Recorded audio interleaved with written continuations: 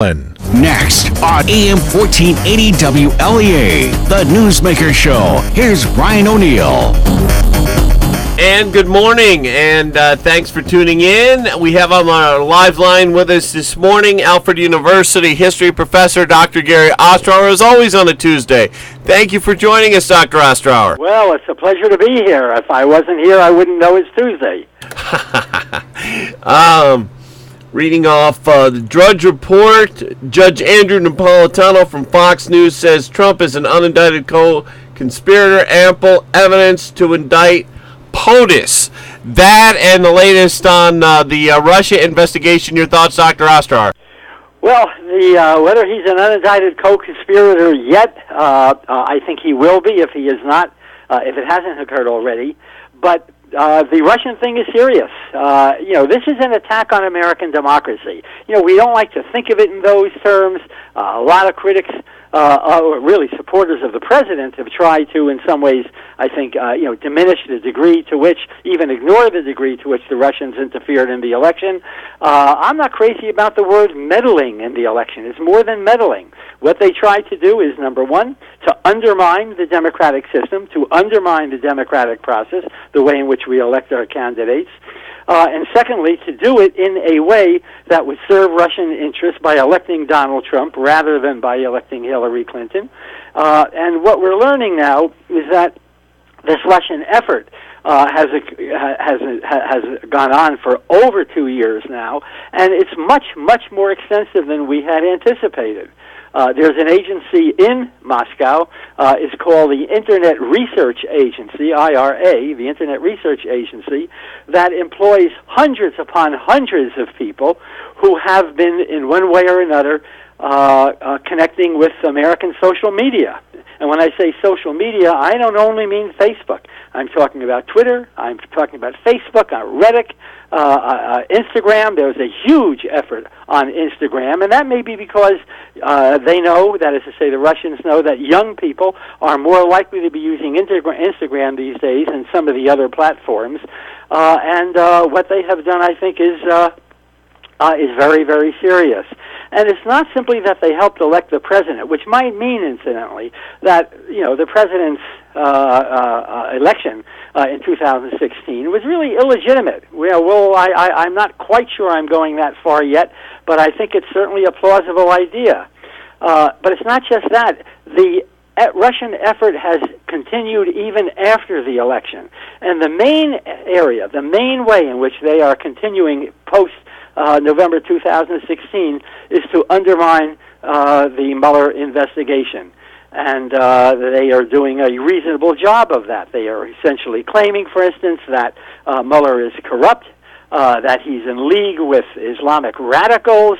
They have claimed that he is, that reports about Russian collusion were simply, quote, crackpot conspiracy theories and whatnot. Well, I think that most of us know at this point that it was anything but a crackpot conspiracy theory. We know that Mueller is not corrupt. Quite the contrary. He is probably one of the most outstanding public officials that we have produced in the last, maybe 20 or 25 years or so. He has no connection with Islamic radicals. And by the same token, and I think this is very, very important, he is not partisan. The Russians have, tried to undermine him by claiming that it's a partisan witch hunt. Folks, you may, buy that. There are people out there certainly who believe it, maybe, 30 million of them. But it's anything but a witch hunt. And I think that, we're going to have to come to terms with the degree to which our democratic system has been under attack. Talking to Dr. Gary Ostrower this morning, Judge Napolitano said that yesterday on Fox News about how Trump is likely to be indicted, and he said they can do it on several grounds, according to Judge Napolitano. Am I jumping into this day in history a little too quick? Did you want to keep going on current events, Dr. Ostrower? Yeah, to a certain extent. I mean, I think that the issue of, as an unindicted co-conspirator, keep in mind, again, there's some history to this. President Nixon, way back during the Watergate period, was an unindicted co-conspirator, and it's one of the things which undermined Nixon that led eventually to his impeachment, and almost certainly would have led to his conviction in the event that the process had ever gone that far. Let me, if I may, just return for a moment to the issue of the Russians, because I think this is kind of, puts some of this into perspective. One of the questions that we have to ask, and we don't know the answer to this right now, that you and I don't know the answer, maybe Mueller does know the answer, is whether or not the president or any of his associates were colluding with the Russians in this process. And when I use the word colluding, you hear again and again, collusion is not it's not illegal to collude. Collusion is not a crime. Collusion may not be a crime, but conspiracy is a crime. And the line between collusion and conspiracy is a very, very fine line. I find it interesting, for instance, that the president had denied again and again and again that he and his administration or he and his campaign had, quote, colluded with the Russians. All right, we know that he says they didn't collude. But then finally, we learned that they did collude. Okay, Mr. Giuliani says, well, all right, if maybe they colluded, but that's not a crime. But if it is conspiracy, then it is a crime. And I think that, asking someone like Rudy Giuliani, or for that matter, the president, to draw the distinction is really asking the wrong people to draw that distinction. We're going to have to ask some of the judges, some of the law courts, and Mueller himself as to whether or not, it's illegal. The other point I would want to make is that this effort that we read about, and there's a long article in this morning's Washington Post, on the front page of the Washington Post, that I would recommend people read. Just go to WashingtonPost.com about exactly this. And what they're indicating is that there were as many as 10 million different posts during the campaign by the Russians. And that includes, when I say posts, not just articles, not just things, not just claims that were made, but also likes and so forth and so on. And there's all kinds of different responses in respect to that. In Instagram, there were over 116,000 separate posts by the Russians in respect to the campaign. This is not a small-scale operation, and it would be impossible for the officials of any one of these organizations, say Facebook or say Twitter, to shut it down. In other words, they might affect it on Facebook, or they might affect some of the posts going to Twitter, but they can't affect all of these things. And there are about maybe 10 different organizations, including Reddit, that were connected. So I think that, we're going to have to understand that we live in a different age. The old rules do not necessarily aid us in protecting us against this kind of collusion or this kind of interference. We're in the 21st century, and we're going to have to take account of the technology of the 21st century, which makes things a little more challenging than they've been in the past. Talking to Dr. Gary Ostrower this morning on Newsmaker. And Dr. Ostrower, on this day in history, 1865, the 13th Amendment is formally adopted into the Constitution. Slavery is abolished in America on that day, from the History Channel's website. There's a lot of interesting things on the History Channel's website. That's one of them. Your thoughts on that day in history, 13th Amendment? Well, I'm going to kind of give you a little bit of background, if I may. Sure. The attack on slavery, the campaign against slavery in the United States really began before the United States was the United States. In other words, it really began in the 18th century, in the 1700s, when the colonies were simply the colonies. In fact, it really goes back, if you want to trace it to its earliest roots, goes back to the year 1688. And it goes back to the Quakers in Philadelphia, who offered a resolution in what they call they have a Quaker meeting, a yearly meeting, when they offered a resolution against not so much slavery but the slave trade. And the conditions on the slave trade, I think most people who are listening to this program know what we're talking about. The conditions were horrendous.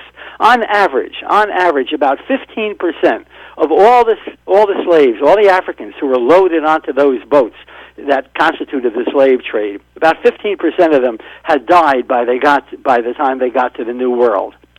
And that was, as I say, going on for years and years. And I might also add that many different countries were involved in the slave trade. It wasn't simply the English. The Dutch were involved. The Danes were involved. The French were involved. The Spanish, the Portuguese were involved. Virtually all these different countries were involved in that slave trade. So the slave trade, in a sense, was an easy target.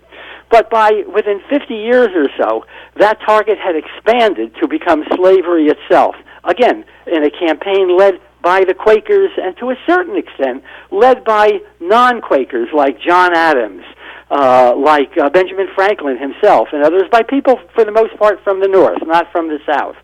And as a result of that, slavery after the American Revolution is going to disappear in the North.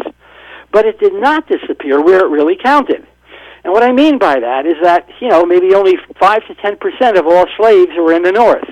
About 90 to 95% of them were south of what we call the Mason-Dixon line, which is that border between Pennsylvania and Maryland. And so slavery continued. As a matter of fact, there wouldn't have been a compromise. There wouldn't have been a constitution without a compromise over whether or not slaves are to be counted fully as human beings or only as 3/5 of a human being. Again, I don't want to get into the details here, but it was a long campaign. In the next century, in the 19th century, in other words, during the 1800s, once again, that campaign against slavery began to kick up after about the year 1825 or 1830. And one of the leaders in that campaign was an abolitionist, in other words, an anti-slave guy, whose name was Frederick Douglass. And most of us, I think, have heard of Frederick Douglass. He was one of the two most important abolitionists in the United States. He was born, I believe it was in 1818. He was born as a slave. He escaped as a young man from his farm, which was on the eastern shore of Maryland. He went to Baltimore, and then with his new railroad developments, he made his way to Philadelphia and then eventually to New York City and finally to Boston. Well, I shouldn't say finally to Boston because eventually he's going to make his way to Rochester, New York. But Frederick Douglass was an incredibly charismatic, influential individual, and he was controversial. There were plenty of people in the North who supported slavery. He was beat up on occasion. He was, his life was often threatened. There was violence utilized against him by Northern supporters of slavery. But he kept on, and he was not only a good speaker, he was a good actor. He would, kind of mimic the phraseology. He would the accents and so forth of Southern defenders of slavery, and he did this very, very well, so that people would come to hear him not only because they might be anti-slave, but because he was providing a good performance at a period before we had TV, before we had movies and other forms of modern entertainment. Well, Frederick Douglass changed people's lives. He changed people's minds about this whole subject. Eventually, he moved to Rochester, and he founded a newspaper called the North Star, and he became one of the two most important voices in the anti-slave campaign. And so when we talk about the degree to which there was a 13th Amendment, and Lincoln is going to support the abolition of slavery after 1862, after the Battle of Antietam, issues the Emancipation Proclamation in 1863, we can owe a good deal of this to Frederick Douglass. And so I just want to make the point here that, there are some characters in history who shouldn't be forgotten by us in the 21st century. Yeah, as you were talking about Frederick Douglass, I pulled up a University of Rochester website, and what a writer, what a speaker. Here's a quote from Frederick Douglass. While to be radical is to be unpopular, we are in danger of a compromise. While we have a large minority called Democratic in every state in the North, we have a powerful nucleus for a most infernal reaction in favor of slavery. So quite the writer, quite the speaker. Well, he argued something, and this is going to be picked up by a number of other people, including a bunch of senators from the state of Massachusetts, a guy by the name of Henry Wilson, another man by the name of Charles Sumner, who, by the way, was almost killed by a pro-slavery advocate right on the floor of the House of Representatives in the year 1856. What Douglas and these other guys were arguing is that, yeah, there is a slave power, and there is an effort on the part of that slave power, sometimes it was called the slave power conspiracy, to guarantee that slavery would exist indefinitely into the American future. This is during the 1850s. So again, Douglas's voice was one which kept the issue, which really kept the issue alive. He was a superb speaker. But it also reminds me that there's an interesting connection between Douglas and Abraham Lincoln, because when Lincoln ran for president in 1860, he did not run as an abolitionist. And I'm going to draw a fine distinction here, but I hope you keep it, reasonably clear. Lincoln was anti-slavery, but he was not an abolitionist. An abolitionist was someone who wanted the immediate abolition of slavery, the immediate disappearance of slavery. Lincoln understood that the Constitution allowed for slavery. We had a number of different clauses in the Constitution which, to one extent or another, recognized that we had a slave system. And Lincoln was a constitutionalist. He was a legalist. He was someone who really respected that Constitution, similar, I might add, to Robert Mueller today. And consequently, Lincoln did not call for complete abolition. The war began as a war to unify the country, to keep the country together. Frederick Douglass was very critical of that. Frederick Douglass felt that Lincoln should turn the war immediately into an anti-slave crusade. Lincoln believed that he would lose support in the North and might therefore, not win the Civil War if he did that. And so Lincoln kept his silence, in a way, on the slave issue for about a year and a half. But after the Battle of Antietam, which was not a Northern loss, it was kind of a draw, but Lincoln defined it as a victory. After the Battle of Antietam in 1862, Lincoln said, "All right, we are going to eliminate slavery." He announced that he would issue an Emancipation Proclamation on January 1st of 1863, and he did exactly that. And then, of course, we wanted to put that into the Constitution, and that became the 13th Amendment of 1865. We're way late on a break, but we're having a very interesting discussion with Dr. Gary Ostrower this morning. Stay with us. Going to take a quick break and check the weather. Keep it here. Selecting a nursing home for a loved one isn't easy until you've discovered Hornell Gardens Nursing and Rehabilitation. Hornell Gardens delivers the highest level of care, compassion, and commitment with amenities and activities that will enrich body, mind, and spirit. It's a place that's close to home. Stop in for a tour of Hornell Gardens, located at 434 Monroe Avenue in Hornell, or to learn more, call 585-222-CARE or visit hurlbutcare.com. Meteorologist Rob Carroll time. It's going to be warm, nice and warm, huh? It is. Temperatures in some spots up close to 50 degrees, and not only are we going to do it tomorrow, Brian, we're also going to do it again Thursday. As quickly as the cold air moves in for today, it's going to be pushed out. High pressure is going to go right over the top of us over the next 24 to 36 hours. It then moves east of the area. The warmer weather gets a chance to move in. And eventually, some of that warmer weather is going to be accompanied by some rainfall. That's likely going to happen Thursday night into Friday, maybe as late as Saturday. We'll see it come to an end. For today, we've got cloudiness streaming off of Lake Ontario and Lake Erie. We're fairly cloudy across much of east central, central, and western New York. There are a couple of breaks, which leads me to think that maybe later today we'll see a little bit of sunshine. I think the clouds are probably going to hold the upper hand. It looks like we're 30 to 35 today. Temperatures are going to cool off tonight. We're down to 20 to 25 as the skies start to clear. Sunrise this morning was at 7:35. It is going to set tonight at 4:40. That's a minute later than yesterday. So the sunsets are getting longer, but the sun's coming also coming up later in the morning, and that'll continue through about Saturday. Clear skies tomorrow. We've got lots of sun in the forecast. Definitely milder. We're up to 45 to 50. It'll be partly cloudy tomorrow night, 25 to 30. Then on Thursday, any sun will give way to clouds, 45 to 50. And as I mentioned, Brian, it looks like a fairly rainy day coming up on Friday. And we're back with Dr. Gary Ostrower. Well, Dr. Ostrower, we could go in a couple different directions. We could keep talking about Frederick Douglass. There's another interesting thing on the History Channel today about the hanging of one of the Molly Maguires, which was a secret Irish group in the late 1800s. Or we could talk about current events. What would you like to talk about, Gary? Well, I just want to make an observation about current events. I think it's really important, and I understand I'm going to be accused of being a partisan on this issue, biased on this issue, but I think it's really important that people know their history. You know, we have that cliche, those who fail to learn from history are condemned to, repeat its mistakes and all that. I have my own variation of that is students who fail to learn from history are condemned to repeat it next semester. But in either case, we are products of our past. What we were is what we are. Okay, John Quincy Adams understood that brilliantly way back in the 19th century, and I would argue that is every bit as true today, and it will be every bit as true tomorrow. And yet history is not being taken very seriously in our public schools. More and more, history is subsumed into a category that we call social studies.